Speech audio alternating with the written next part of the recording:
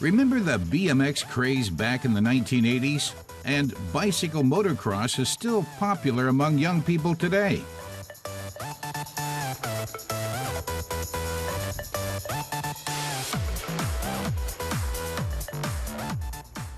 BMX started out on dirt tracks, explains our man with the moves, Andre, but the scene has moved on, with BMX fans taking over cities and trading dirt tracks for neat and tidy half-pipes.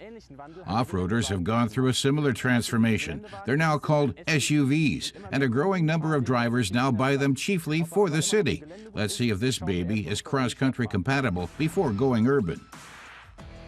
The Tiguan certainly looks like it's equipped with off-road roots, and you feel it too.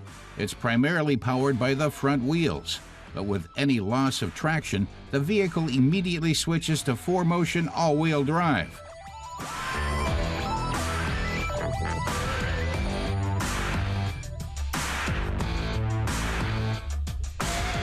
That hill looks rather intimidating to Andre, but with a bit of a run-up, the Tiguan has no problem getting right up where it belongs.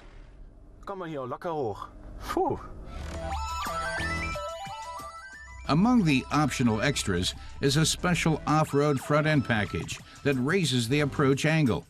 And a handy feature for spotting obstacles the driver may not be able to see is the camera with all-round visibility.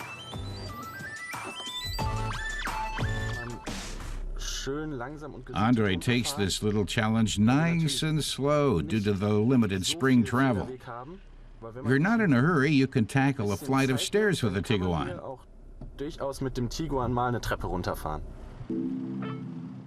But that's enough of the off-road action. We've provided Andre with a nice, clean, silver-colored Tiguan for the city. This one doesn't have the optional off-road front section. The new Tiguan is the first of its kind to be built on the modular transverse matrix architecture, and it has a long wheelbase with short overhangs. Andre switches cars before heading off to downtown Berlin.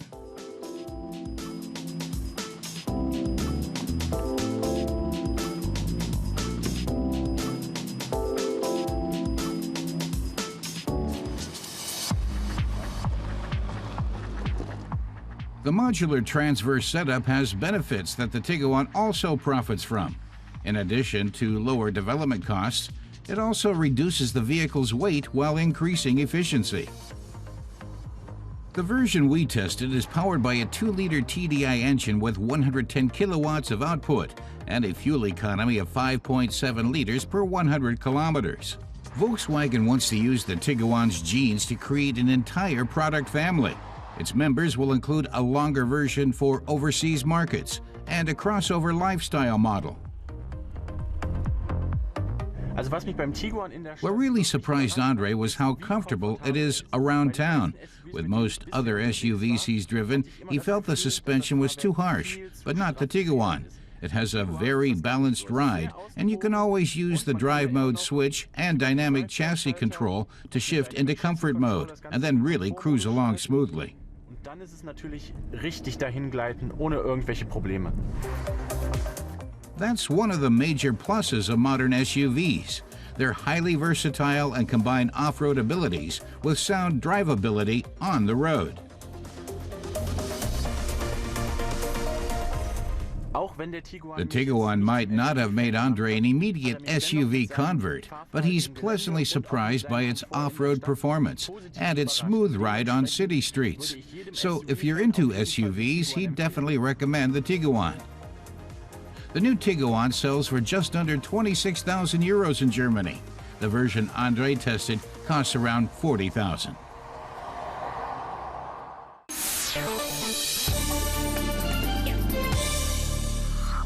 What qualities does a modern subcompact need to have? Of course, it has to be small, says car tester Reinhold. The Opel Karl is so small it barely takes up half a normal parking space. A subcompact should also be modern, and the Karl is the only model in its class with personal online and service assists. The system goes by the name OnStar. It offers a wide range of safety and comfort features. For example, if a collision triggers the airbag, the system automatically contacts the OnStar Service Center, which asks whether you need help. If you don't answer, the center immediately contacts local emergency services.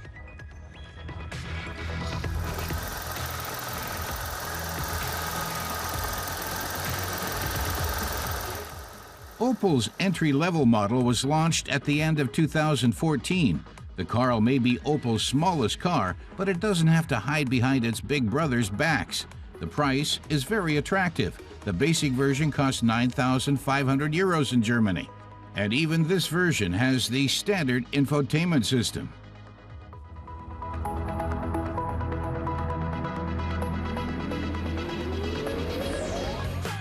We tested the 1-liter 3-cylinder gasoline engine version, which produces 55 kilowatts and can take the car up to 170 kilometers per hour. Average fuel consumption is under 5 liters per 100 kilometers. All of the Karl's components have been designed to minimize vibration and sound. That starts with the low resonance engine block and continues with the split oil pan, the exhaust manifold, which is integrated in the cylinder head, and additional acoustic insulation on the cam covers. Opel designed the 1-liter 3-cylinder engine especially for the Karl. It's powerful enough for urban traffic or country roads, says Reinhold. The Karl has a surprisingly long list of extras: LED daytime running lights, a lane departure alert, and for cold winters, a heatable leather steering wheel. But the latter is not standard. It's part of the comfort package, which also offers a parking assist and heated seats. Opel charges 395 euros for the package. The seats in the top equipment version, Innovation, are made of a combination of fabric and imitation leather. Starting with the middle variant edition, the Karl has a city driving mode. Press a button and maneuvering in city traffic gets a lot simpler. The technology previously featured in Opel's Adam and Corsa models. The Karl has nice handling too, partly thanks to the cleverly designed McPherson struts on the front axle. The springs are specially shaped to partially compensate lateral forces. This engages the shock absorbers more smoothly and also with less wear, so they have a longer operational life. The Karl's styling also shows that Opel is trying to shed its dowdy image. The best thing about a subcompact for Reinhold is when it doesn't feel small, and the Karl has enough room to transport 5 people comfortably. Plus you have the perky 1-liter 3-cylinder engine and the state-of-the-art assist and safety systems.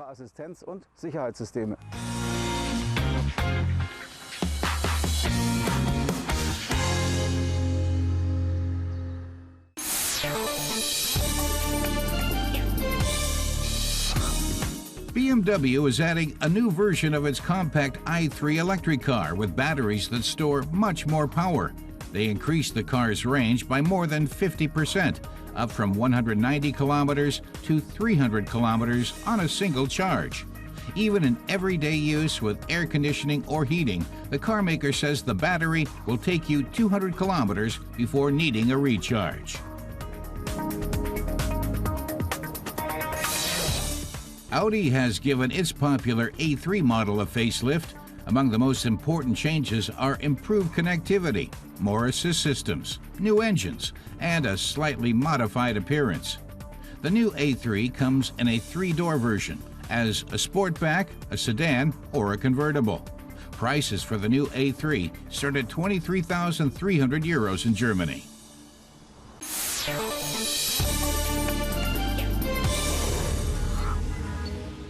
As the camping season begins, the camper manufacturer Hymer presents a new interpretation of a classic, the Hymermobile B-Class Dynamic line. Don't confuse this with the B-Class from Mercedes, says car tester Mattes Kurat. The mobile home is something entirely different. and Hymer's B-Class has been around a lot longer. The first Hymer B-Class Caravan appeared in 1981 on a Mercedes-Benz chassis. The latest generation on a Fiat chassis is a prime example of lightweight construction. Matas reminds us that a mobile home needs a shower and a toilet. The space the Hymer allots them may be small, but it certainly does the job. The shower door even closes tightly, so you don't get the toilet wet when you shower. And after your shower, the refrigerator is right there for a quick nightcap before bed. In this model, with this wheelbase, there are 2 beds in the rear, or you can take a rest in the front above the driver's cab.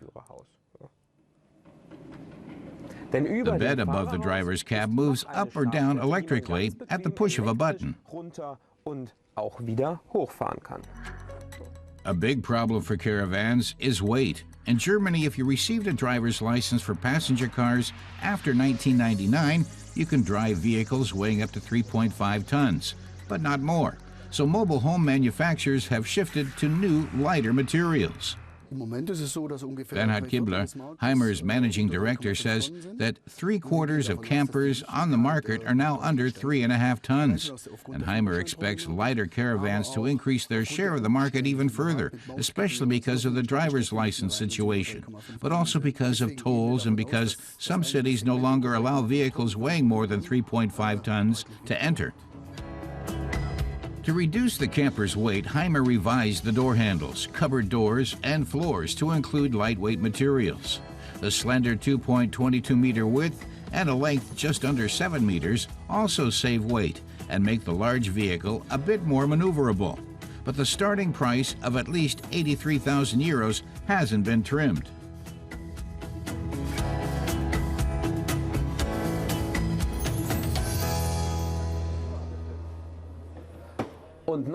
Matas concludes by pointing out how much storage space the Hymer B-Class has. He even calls it a garage. After all, it has space for a couple of bicycles or even motorcycles.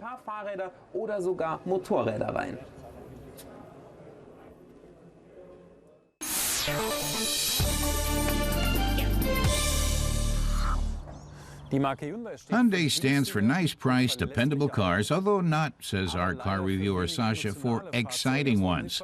The car maker set out to change that image in 2013 with a coupe version for the i30, but it didn't really set automotive hearts on fire, not least because of the engines available at the time. They've now been upgraded as part of a facelift. Sasha recalls Hyundai enjoying perhaps the ultimate accolade for the regular i30. Martin Winterkorn, then CEO of the Volkswagen Group. Nice and smooth. The coupe edition of the top-selling Hyundai was created at its European Design and Development Center in Rüsselsheim. It comes with 3 gasoline and 2 diesel engines. We checked out the most powerful diesel version with a direct shift gearbox. Official fuel consumption is 4.2 liters for 100 kilometers. Sasha is driving the 110 kilowatt diesel version. Even if the specs don't quite seem to work out in reality, this engine, together with a dual clutch transmission, give you a certain flow, bordering on the sporty. The trick is not to fully depress the gas. If you do, the transmission will just shift down 3 speeds, and the engine will get hysterical. If you only push the pedal 2/3 of the way down, the transmission will gradually shift upwards, and you can really enjoy it. The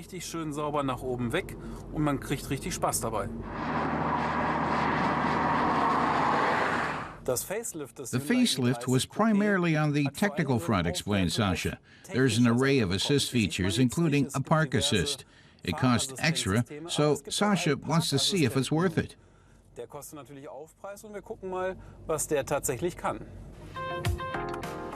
It's activated at the push of a button.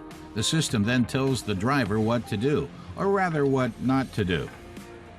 You do have to keep to a snail's pace, otherwise the car will turn off the assist. Parking is pretty straightforward, even for beginners, and the system is very intuitive. That said, It takes a lot more than 2 moves. The i30 likes to be precise and therefore takes its time.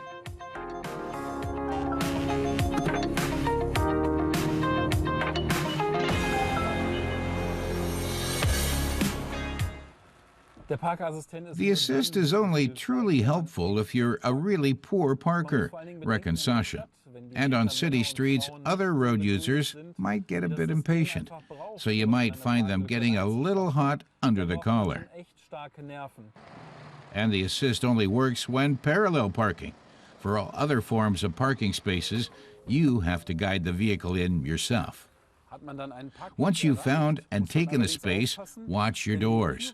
In the new i30 Coupe, they're 17 centimeters longer than with the regular version. That makes getting into the rear seats easier, but when you're getting out, the door swings out further. So Sasha is now going to repark.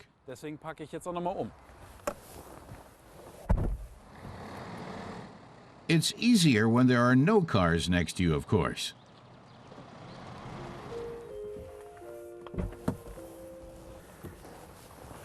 So now even Sasha has enough space to take a seat in the rear.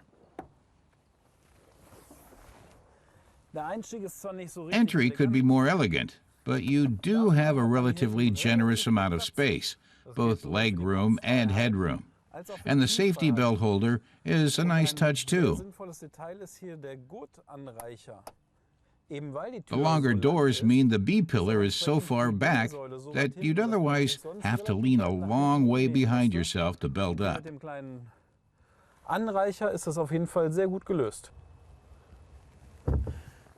The coupe matches the cargo space of the regular 5-door edition, 378 liters, just 2 liters less than a Golf.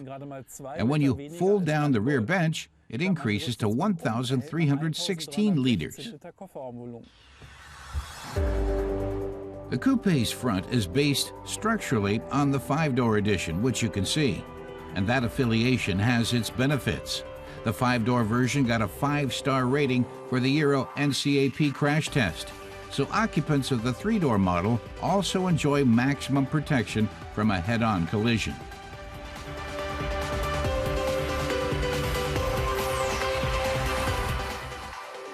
There's little change in the interior, and why should there be? Nice and smooth. The workmanship is very satisfactory everywhere.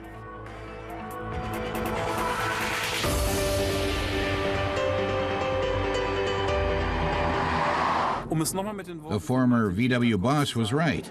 Nice and smooth. And that also applies to the facelift. It's not quite as exciting as Hyundai might have wished, but it is a solid package, and those are the qualities that appeal to customers.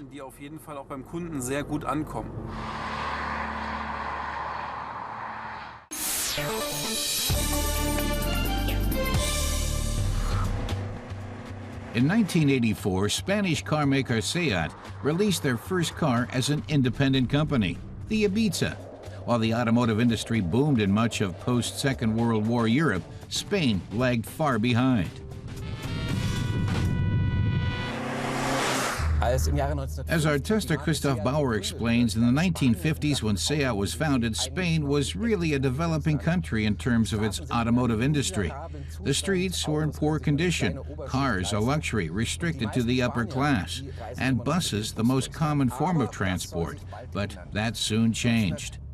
In 1953, the first Seat left the production line at the Zona Franca factory in Barcelona. Seat was still a state-owned company, and until the 1980s it produced only Fiat models under license. The very first Seat was the 1400, a mid-size sedan, followed by the 1500. Seat produced a whole range of Fiat derivatives, including one of its most popular cars, the Seat 600 and the Panda, in the 1980s.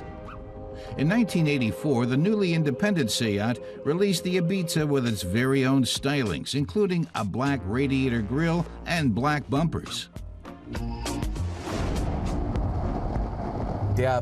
Christoph says the prototype Ibiza was called the S1, as in #1 Seat, a name that signifies a radical new beginning. Independence from Fiat gave Seat a blank slate in Barcelona. The finished product was then crowned the Ibiza, after the Balearic Island, which laid the foundations for all future Seat names. Each further vehicle was named after a Spanish city or region like Cordoba, Marbella, and Alhambra. But hang on, isn't Alhambra a fort? Christoph asks. Well, it still sounds good, which probably wouldn't be the case in Germany. The Schweinfurt, Rüsselsheim, Castrop-Rauxel. Not quite so sexy. Klingt nicht so sexy. After it split from Fiat in 1981, Seat signed a production agreement with Volkswagen. In 1986, Seat was incorporated into the VW Group, and after 10 years of scrabbling in the dirt, these Spanish car makers were back in the black.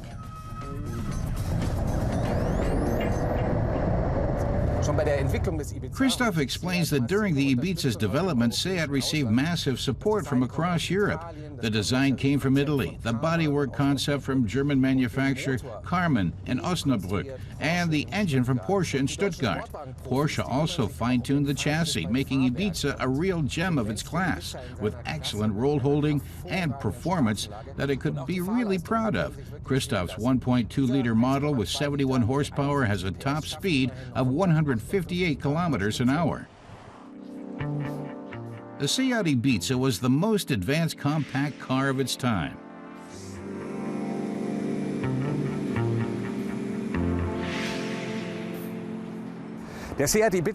Christoph thinks the Seat Ibiza is an archetypal modern compact car, small but roomy. It's exactly the same length as the VW Polo of the time, with roughly the same wheelbase as the Golf MK2. And the result, extremely short overhangs at the front and back, providing extra space inside for passengers and luggage.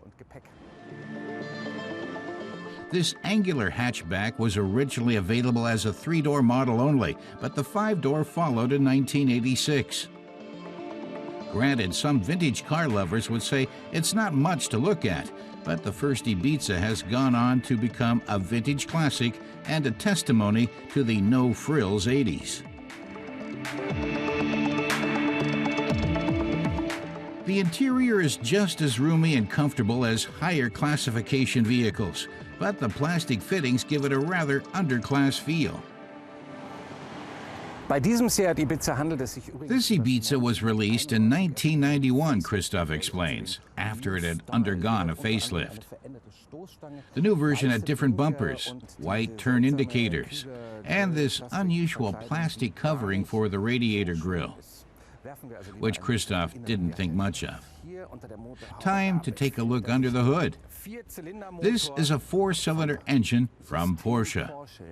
It enjoys a reputation of being maneuverable, sporty, and efficient. And of course, Porsche's signature adds extra panache. At an extra cost to Seat, though, the license for each engine with a Porsche logo ran Seat 7 Deutschmarks. But it's a sound investment for the customer, and probably the cheapest way to drive a Porsche, of sorts.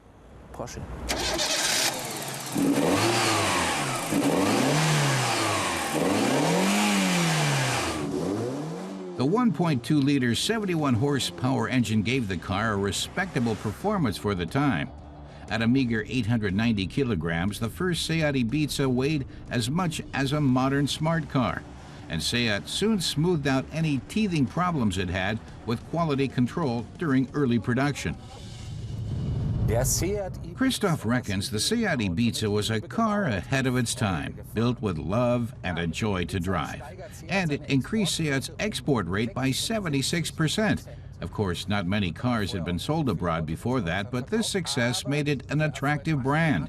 And in 1986, Volkswagen took over the company.